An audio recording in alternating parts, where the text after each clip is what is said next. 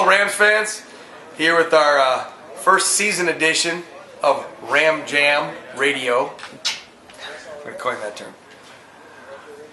Coach Kevin Brooks just got off the operating table 2 days ago, back at practice. First of all, everybody wants to know, how does the back feel? Good, a lot better. The back's sore, but the leg, which was the problem, seems to be doing a lot better. So hopefully on the road to recovery. Are you going to be ready to call signs and yell at umpires, or are you going to be real passive this year? I think I'll be ready. I feel a lot. I mean, it's 2 days later, and I feel a lot better today than I did yesterday, and been able to make it to practice both days. So I figure by end of the week I should be not 100%, but 100% of stuff I need to do. Now, do you think we should actually have like a little walkthrough in the locker room where I put on umpire's gear and you jump out of your chair and yell to see, make sure your back's okay? No. I'm not going to yell at any umpires because they're going to do great and we'll play well. So Tyson, you heard that? If you're out there, he's never going to yell at you. I know I won't yell at him. He's pretty good. He's not doing our games. Yeah. Okay, Tracy, he won't yell at you either. Kevin, it's coming up real short here. Short week coming up to the season. Monday's off, and then we got to get going from Tuesday to Friday, and it's on. This weekend we've had a lot of guys that are kind of in and out, banged up, and it looks like we're gonna have the whole squad. What do you see any problem with cohesion, not really playing together so much? I don't, just because baseball is a team game, but it's not.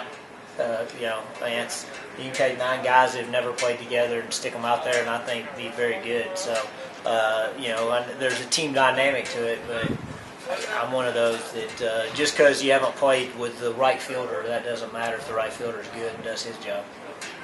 Okay. Now, one thing that has been in practice and in inter squads that has been really apparent is that the hitters are doing a better job of two-strike approach and getting the ball in play. Where do you see that equate to runs? Well, I think that's big. Obviously, every time you hit it, I'm not the smartest guy, but I know if you hit it, you got a lot better chance of getting on if you don't. So I think that'll help. Again, it makes other pitchers have to throw more pitches, which maybe causes them to fatigue earlier in the game, and maybe you get them out and get to maybe a lesser guy.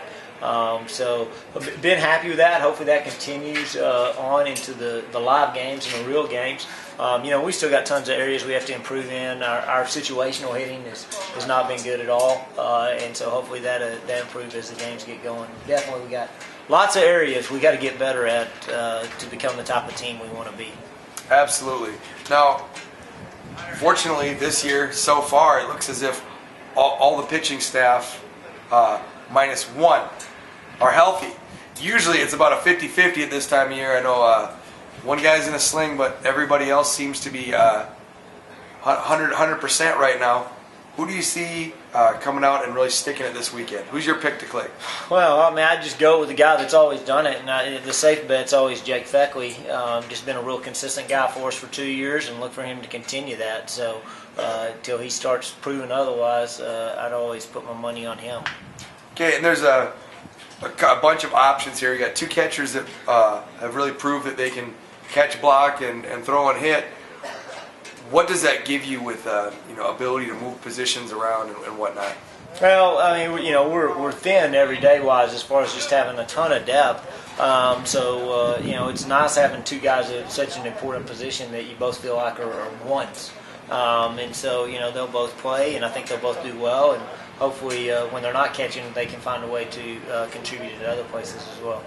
Is there anybody that's come on that has surprised you, or is it kind of what you thought in the fall with progression from older and younger players? Well, I think there's always a lot of change. I mean, the biggest guy that probably made the biggest jump over the holidays is Dylan Becker. I mean, just been really outstanding on the mound, and look for him to continue that. I think he's improved in all the areas he needed to, and man, he's got tremendous stuff. So looking forward to seeing him and see what he can do. What do you attribute his big jump in velocity and sharpness to? Well, his velocity hadn't jumped, a mile or two. He was up there. I think he's been more consistent with it. I think he's worked really hard. That's the biggest thing. He's got in the weight room. He's long toss. He's done everything he's supposed to do, and so he's improved in the areas he needs to improve in. Excellent. Okay, it's this time of the day, forward association. Since we had a little argument earlier between Texas talk and the real language. Okay. We're going to go with your first two words are chunk and chuck. Okay. And then we're going to go with ram and shoe. Okay. There was a ram with shoes eating a chunk of chocolate, and he chucked it at me. Wow, you got it right, Texas man. Rams, we'll see you tomorrow.